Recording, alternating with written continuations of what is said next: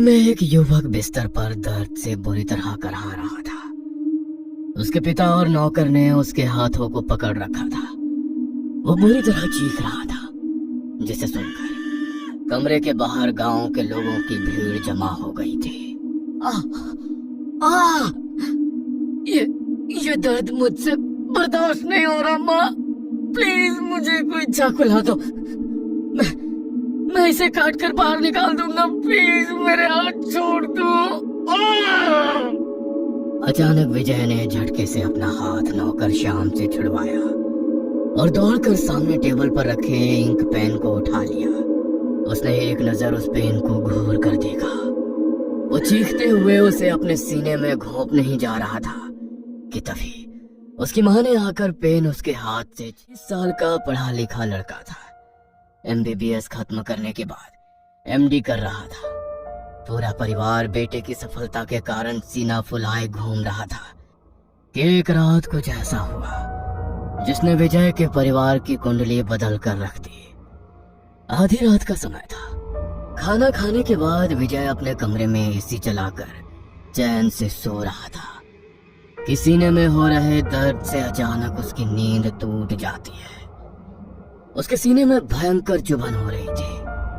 देखते ही देखते दर्द हद से बढ़ने लगा और 20 डिग्री पर चलते AC के बाद भी विजय पसीने से लथपथ होकर बिस्तर पर लेट कर कराने लगा। ये कैसा दर्द है जो सीने से कंधों की ओर जा रहा है? ऐसा लगता है कोई रेंगने वाला कीड़ा नसों के भीतर रेंग रहा है।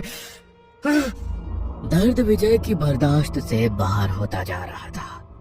लाख कोशिश के बाद भी अब विजय की चीखें उसके कमरे से बाहर तक सुनाई दे रही थी।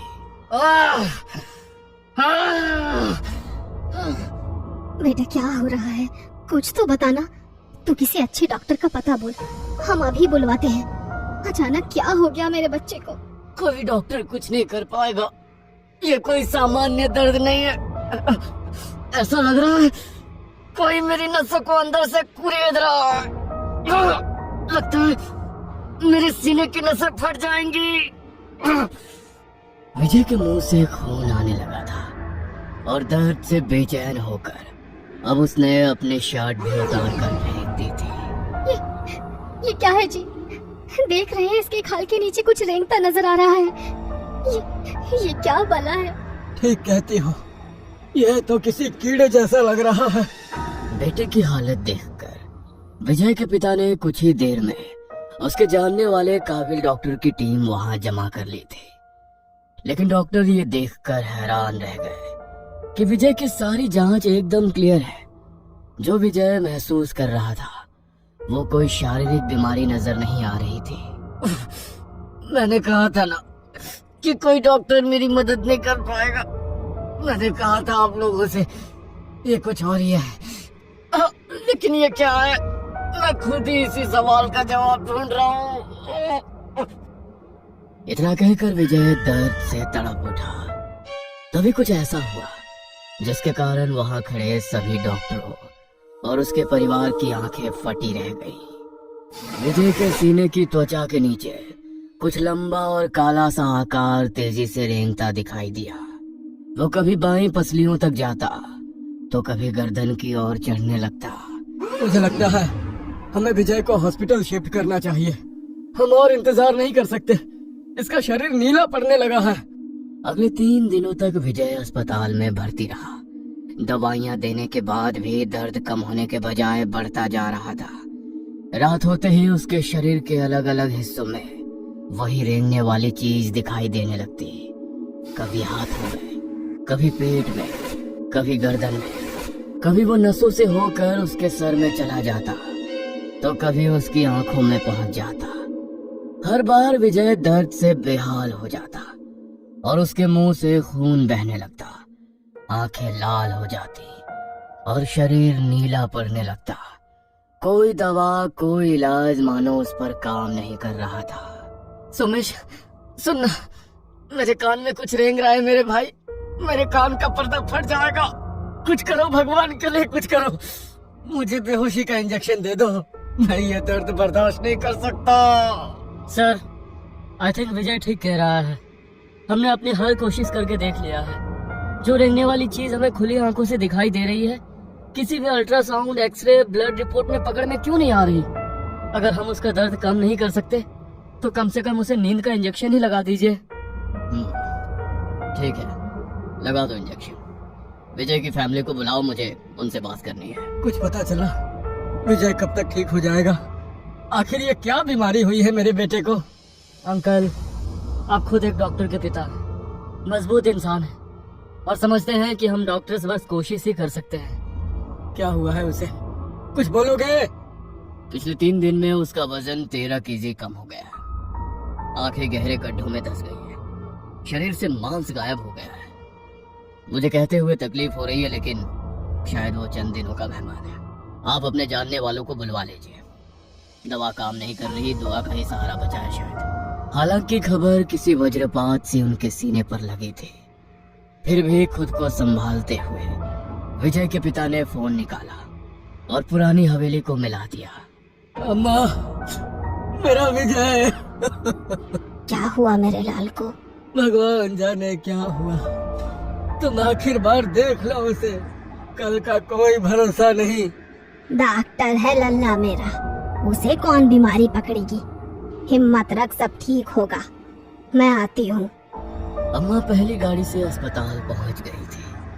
सामने बिस्तर पर जो लेटा था, उसकी हालत देख कोई नहीं कह सकता था ये वही विजय है जो 3 दिन पहले तक अस्पताल में बैठा मरीज देख रहा था। जर्जर शरीर, बेजान आंखें। दादी ने विजय को एक नजर देखा और उनके माथे पर बल पड़ गए।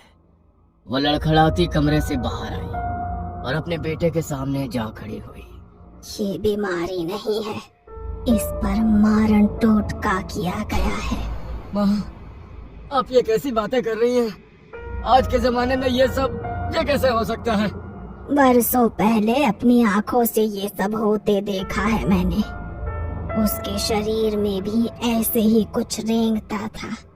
बाद में पता चला कि किसी ने उसकी जान लेने के लिए तांत्रिक क्रिया करवाई थी। अगर अभी भी मेरी बात पर यकीन नहीं है तो यहाँ से सीधा घर चलो, तुम्हें खुद यकीन हो जाएगा। दादी की बात सुनकर विजय के पिता और माँ दोनों की आंखें हैरानी से खुली रह गई थी। घर पहुंचकर कमरा चेक करो विजय का, उसके बिस्तर या अलमारी में जरूर कुछ मिलेगा। विजय के पिता ने बेटे के बेड की अच्छे से तलाशी लेना शुरू किया। गद्दा, चादर सब हटाने के बाद बेड के नीचे की तरफ उन्हें 2 नींबू लाल कपड़े में बंधे नजर आए, जिन पर लौंग को गाड़ा गया था। ये क्या है?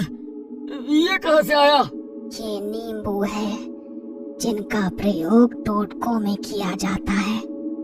जल्दी ही कुछ करना होगा वरना बहुत देर हो जाएगी। लेकिन माँ, आपको ये सब कैसे पता है? और कौन करेगा मेरे बच्चे पर टोटका? चलो मेरे साथ, ये वक्त बातों में समय खराब करने का नहीं है। किसने किया, क्यों किया, ये बात की बात। अभी लल्ला की जान बचाओ। दादी अपने बेटे सूरज को लेकर एक तांत्रिक के पास पहुंची और उस तांत्रिक को सारी परेशानी कह सुनाई। बाबा ने जल की कुछ बूंदें मंत्र की शक्ति से अभिमंत्रित की और उसे सूरज को देकर कुछ समझाया। सूरज आनंद फानंद में उस जल को लेकर अस्पताल पहुंचा।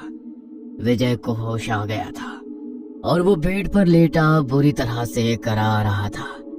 सूरज ने उस जल को विजय के शरीर पर छिड़क दिया। जल की बूंदें गिरते ही विजय अचानक दर्द से चीख उठा। उसका शरीर ऐसे जल उठा मानो किसी ने तेजाब फेंक दिया हो। ये नजारा देख सूरज का चेहरा गंभीर हो गया। उसने साथ लाई भभूत विजय के माथे पर लगाई और तेज कदमों से फिर से बाबा के आश्रम पहुंच गया। आपका कहना सत्य था बाबा, जो मैंने देखा वो अप्रत्याशित था। पानी की बूंदें कैसे तेजाब बन गई? किसी ने लड़के पर मारण क्रिया करवाई है। तंत्र के माध्यम से एक शक्ति इसके प्राणों से बंधी हुई है। जब तक उसे रोका नहीं गया, वे धीरे धीरे इसकी नसों से गुजरकर अंदर ही अंदर उसके रक्त और मांस को खाती रहेगी और इसके जीवन शक्ति को नष्ट करती रहेगी। लेकिन ऐसा कौन करेगा? विजय ने तो कभी किसी का बुरा नहीं किया। बाबा ने आंखें बंद कर ध्यान लगाया। दुश्मन बाहर का नहीं रे, घर के बहुत करीब का है। अगर सच जानना चाहते हो तो भीतर की ओर ध्यान लगाओ। अभी सबसे पहले वो स्थान ढूंढना होगा जहां पर ये क्रिया की गई है। क्या आपके घर के आसपास कोई शमशान भूमि है? हाँ, कुछ दूरी पर है। उसी शमशान की मिट्टी की बनी एक गुड़िया तुम्हारे आंगन में आम के पेड़ के नीचे गाड़ी गई है। जाओ और उसे लेकर यहाँ आओ। अगर आज शाम से पहले उसे नहीं खोज पाए तो मैं कुछ नहीं कर पाऊंगा। बाबा की बात सुनकर विजय के पिता दौड़ते हुए घर गए और आंगन में आम के पेड़ के नीचे खुदाई करने लगे। कई घंटों की खुदाई के बाद उन्हें एक लाल कपड़े में बंधा मिट्टी का पुतला दिखाई दिया, जिसमें विजय के बाल, नाखून और तस्वीर दबाकर मिट्टी में गाड़ा गया था। पुतले के सीने में लोहे की 7 कीलें ठोकी हुई थी। विजय के पिता उस पुतले को लेकर बाबा के पास पहुंचे। अस्पताल चलो, अपनी आंखों से देखना टोटका क्या होता है। अस्पताल पहुंचकर जैसे ही बाबा ने पहली कील निकाली, बाबा के सामने बेड पर लेटे विजय ने लंबी सांस ली। दूसरी कील निकली तो उसके शरीर में रेंगती हुई आकृति गायब होने लगी और 7वीं कील निकलते ही पुतले में अचानक आग लग गई और बाबा को एक झटका सा महसूस हुआ। उसी क्षण विजय के शरीर से मानो कोई भारी बोझ उतर गया। जले हुए पुतले के अवशेष लेकर बाबा ने एक ताबीज में भरकर अपने पास रख लिया। लेकिन बाबा, आखिर ये क्रिया किसने और क्यों की? और ये राख, इसका आप क्या करेंगे? ये क्रिया किसने की, इसका जवाब तुम्हारे अतीत में छिपा है। बस इतना समझ लो, अतीत में इसी टोटके ने तेरे किसी अपने की जान ली थी। उसी ने अपने जख्मों का बदला लेने के लिए ये किया है। और ये राख, इसका प्रयोग मैं इस क्रिया को वापस उसी इंसान पर उलटने के लिए करूंगा। तुम देखते जाओ उसका क्या हश्र होता है। बाबा की बात सुनकर दादी कुछ देर तक पत्थर बनी अपनी जगह खड़ी रही। कहते हैं ना, अपने अतीत से भाग पाना आसान नहीं होता। इंसान के बुरे कर्म कभी उसका पीछा नहीं छोड़ते। बरसों पहले मैंने एक बाबा के पास तंत्र मंत्र की सिद्धि ली थी। अक्सर गांव के लोग भूत प्रेत, बाधा, टोटका वगैरह की काट करवाने के लिए मेरे पास आया करते थे। मुझे भी लोगों की मदद करना बहुत अच्छा लगता था, लेकिन मेरे ससुराल में कोई मेरे इस काम को पसंद नहीं करता था। मेरी सास जेठानी, उन्हें यही लगता था कि मैं जाने क्या टोटका उनके ऊपर छोड़ दूंगी। इसीलिए ना वो मेरे घर आती, ना अपने बच्चों को मेरे घर आने देती। यहाँ तक कि मेरा छुआ पानी तक नहीं पीती थी। दिन बीत रहे थे, फिर एक दिन मेरे सामने एक ऐसी घटना हुई कि मुझे समझ ही नहीं आ रहा था कि इसका निपटारा किस तरह किया जाए। मेरे सामने एक लड़के को लाया गया जो मरणासन अवस्था में था। नई शादी हुई थी। पति की हालत देख उसकी नवविवाहित पत्नी दहाड़े मार कर रो रही थी और इसकी चीखों से मेरा कलेजा कांप रहा था।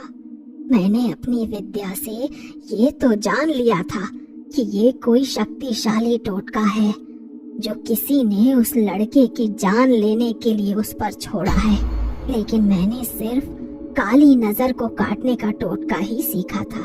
ये तंत्र काट पाना मेरे बस का नहीं था। माई, मेरे पति की जान आपके हाथ में है।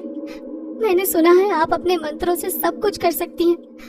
बस किसी भी तरह मेरे पति को वापस पहले जैसा कर दो। मैं सारी जिंदगी आपके दरवाजे एक पैर पर खड़ी रहूंगी, आपके चरणों की धूल को अपने माथे लगाऊंगी अपनी विद्या से उस टोटके का उपाय ढूंढने की मैंने बहुत कोशिश की, लेकिन मैं असफल रही। उस लड़की की हालत दिन पर दिन बिगड़ती जा रही थी। हट्टा कट्टा लड़का सूख कर ठूंठ हुआ जा रहा था। मैं जानती थी कि इस तरह के टोटके करके उन्हें एक विशेष जगह पर गाड़ दिया जाता है। जब तक वो गड़ा हुआ टोटका ना मिल जाए, उसे काटना असंभव होता है। मैंने वो जगह खोजने का बहुत प्रयास किया, लेकिन बहुत खोजने पर भी मुझे वो जगह नहीं मिली जहां पर टोटका करने के बाद उसे गाड़ा गया था। इस लड़के पर मारण क्रिया की गई है, जिसे काटा नहीं जा सकता। इसीलिए मैं अब इसका उतारा करूंगी। इस लड़के के आंगन की मिट्टी और किसी ताजी चिता की राख लेकर आओ। लड़के के बाल और नाखून भी लगेगा, और उसके बाद मैं बताती हूँ कि क्या करना है। मैंने आंगन की मिट्टी लेकर एक कच्ची गुड़िया बनाई। उसमें उस लड़के के बाल और नाखून लगाकर एक मानव खोपड़ी में शमशान से लाई राख भरी और उसे उस लड़के के ऊपर से उतार कर उसके साथ बताशे और मिठाई रखकर चौराहे पर रखवा दिया। ख्याल रहे, चाहे जो हो जाए, इस उतारे को खुद से दूर किए बिना किसी की बात का जवाब ना देना। हो सकता है कोई शक्ति आकर तुम्हारा ध्यान भटकाने की कोशिश करे, लेकिन तुम्हें ना मुड़कर देखना है, ना किसी की बात का जवाब देना है। लेकिन ये सामान रखना कहाँ है? गांव के बाहर जो पुराना शमशान है, उसके सामने वाले चौराहे पर रखवा देना। उधर आजकल कोई जाता नहीं है। अगले 24 घंटे तक वो शक्ति उस गुड़िया में बंधी है। इस समय जिसने भी उसे छुआ, वो उसी के ऊपर हावी हो जाएगी। इसीलिए कोशिश करो निर्जन स्थान पर ही ये रखा जाए। लड़के के पिता दादी के बताए अनुसार भरी दोपहर सारी सामग्री चौराहे पर रखने के लिए निकल पड़े।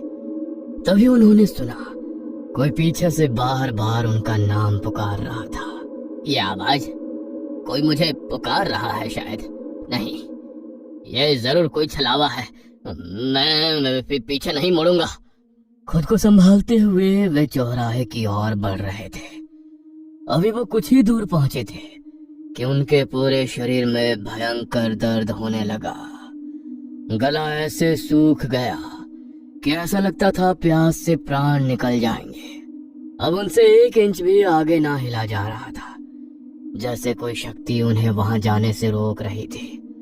लाख कोशिश के बाद भी उसकी हिम्मत जवाब देने लगी और उसने ये उतारा गांव से बाहर रखने की बजाय दादी के घर के पास वाले चौराहे पर ही रख दिया और फिर वो लौट आया। लेकिन उसने दादी को ये नहीं बताई कि उतारा रखने वो गांव के बाहर नहीं गया। उस रात पूरा गांव अपने घर में खाना खाकर आराम कर रहा था। ना जाने उस रात होने को क्या मंजूर था।